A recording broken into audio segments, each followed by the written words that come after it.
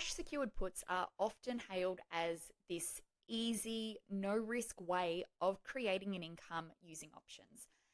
Not many people talk about the risks behind it. And that's what I want to show you today, because when I started out in my options journey, I followed all the advice.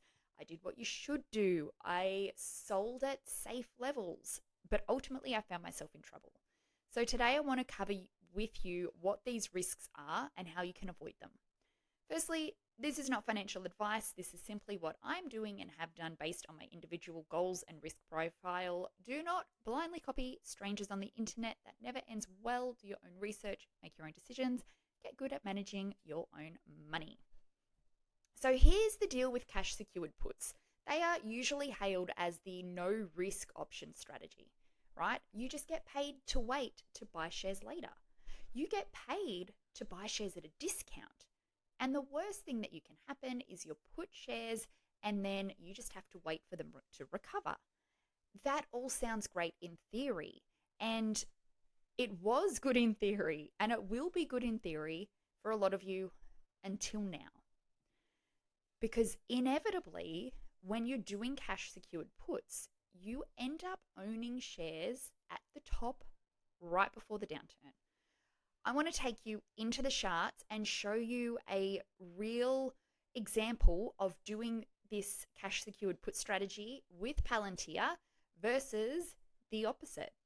You buy the shares and either you wait or you sell covered calls. So let's go into the charts and see what would have happened if we were selling cash secured puts on Palantir each and every month. All right, here we are inside Palantir. Let's go through a campaign where we're running cash secured puts each and every month. So first up, where are we starting? Let's assume that we started here on the 23rd of April. This was our confirmation that, you know what, this kind of downtrend's done. We're going to head back up. So on the 23rd of April, we're selling our cash secured put. We're using the third Friday of each month. And we're going to sell for bottom of the Bollinger Band. That's the assumption the whole way through. And we get in at the same time. So the person that buys the shares and the person running the covered call campaign get in at the same time. The person running the covered call campaign, the person running the cash secured put campaign, they're aiming for a 2% return every month. Let's keep that in mind. Let's do the math as we go.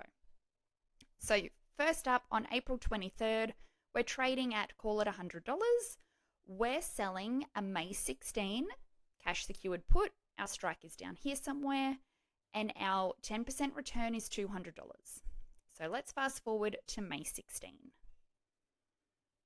May 16, obviously, we have closed well above our strike price, in profit. Let's go again. So on May 16, we are selling again the third Friday. So we're now selling a June 20. And we're aiming for the bottom of the Bollinger Band. Our strike is down here. We're getting our 2%. So this time we're receiving about 250. Let's forward to June and see what happens. So we've got June 18. God, we're smart. We keep getting it right. June 18 expires worthless. We keep our profit. We do it again.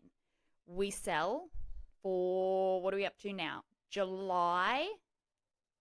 It was June 20. My mistake. June 20. Same. July the 18th is our next contract. Again, we expire worthless. Our strike price was down here. So now we've collected premium 3 months in a row. July, we are fast forwarding that out to August the 15th. Again, our strike is all the way down here. August the 15th. Done. We've got it again. Successful trade, cash in our pocket. This is working well, right? This is working the way it should. Now on this day, we probably can't go to the bottom of the Bollinger Band because they're too stretched now. But we're happy at around this level. We see that there's been some support through here or resistance through here. So we expect that's now going to turn into support.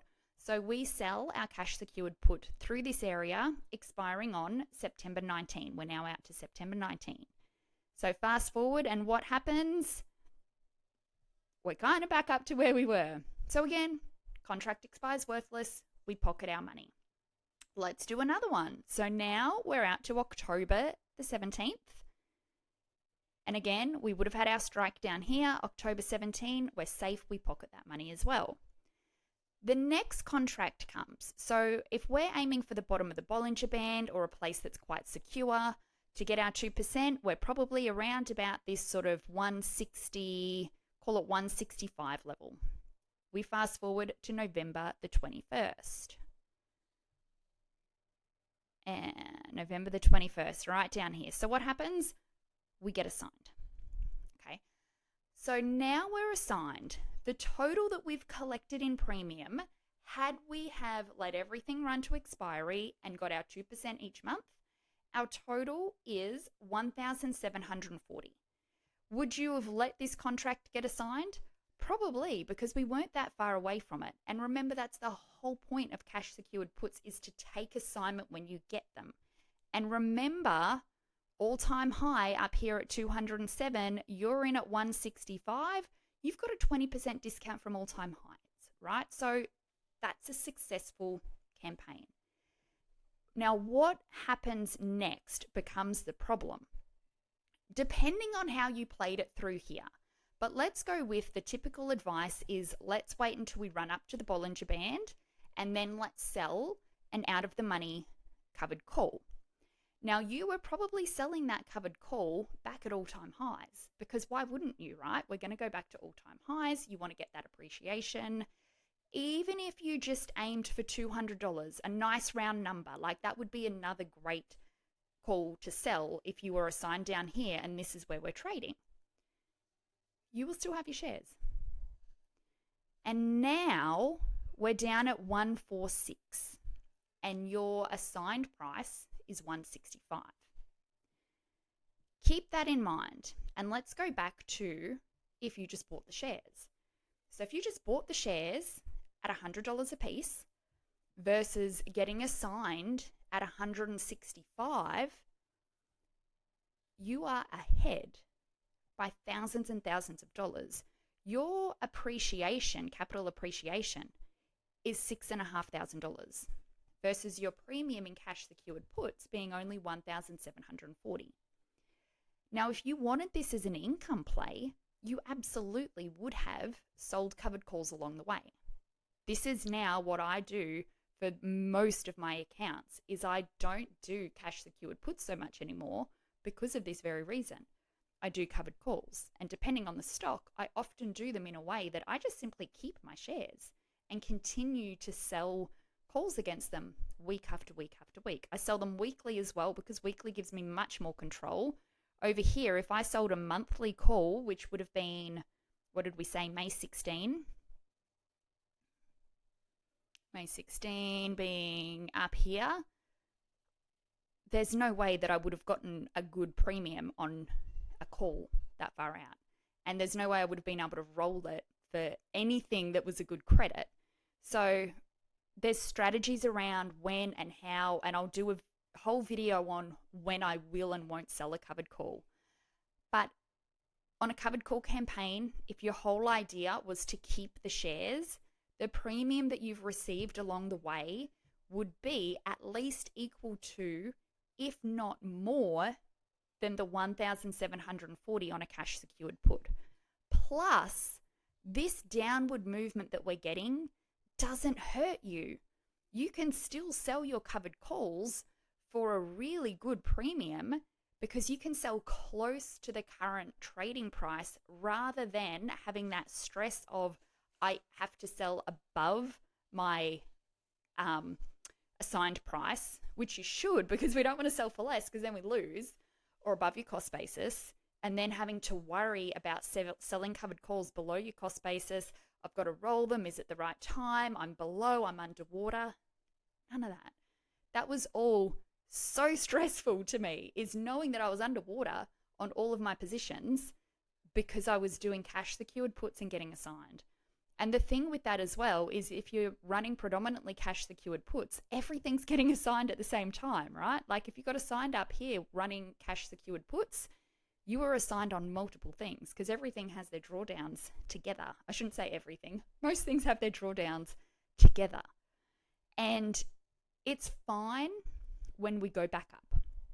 You're like, I got assigned at 165, I then sold at 195, and I'm happy. But what happens when this happens? This is where we get into trouble. So if we're heading into another year of 2022, where for the next 12 months we just continue to go down and down and down, that's when you don't want to have been assigned cash secured puts. And it's also when rolling doesn't help you, right? So the other thing is, well, we can just keep rolling down. I'm still stuck in a rolling nightmare on one of my positions from a couple of months back. And now I'm at the point where, like, I can't roll for any credit. So I may as well just take assignment of the shares, sell calls under my cost basis, and just manage that in a way that I can at least collect more premium than what it's worth rolling. But ultimately, it's the same outcome. I'm stuck with shares that have been purchased for a price far higher than what they needed to be.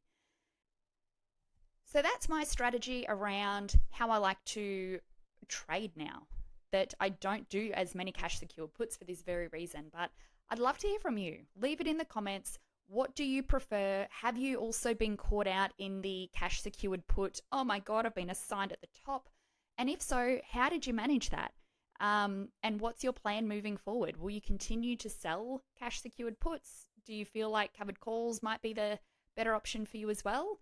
Leave it in the comments. I would love to hear from you.